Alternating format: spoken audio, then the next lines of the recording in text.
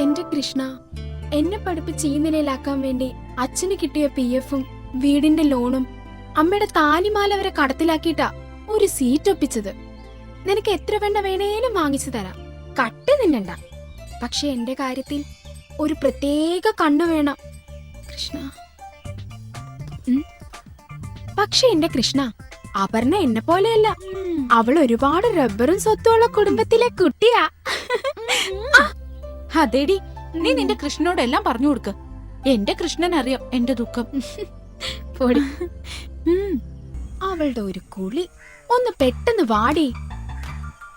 ദാ വരുന്നടി, 5 മിനിറ്റ്. ശരി ശരി, ഏതായാലും ഒന്ന് റെഡിയാവ്. ഓ ശരി. എന്റെ അമ്മോ. നമ്മളെ ചായ.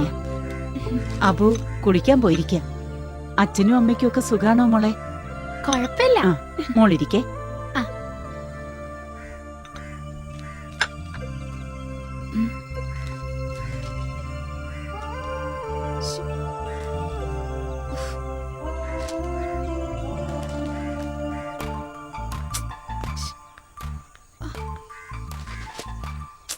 എടി, ചെറുപ്പളശ്ശേരിയിൽ അയ്യപ്പൻകോവിലൊന്ന് തൊഴാൻ പോണം. വരുന്ന വഴിക്ക് ഒരു സാരി കൂടി വാങ്ങണം. അച്ഛാ, ഞങ്ങൾ പോയിട്ട് വരാം. മക്കള് സൂക്ഷിച്ചു പോണേ. ശരി അച്ഛാ.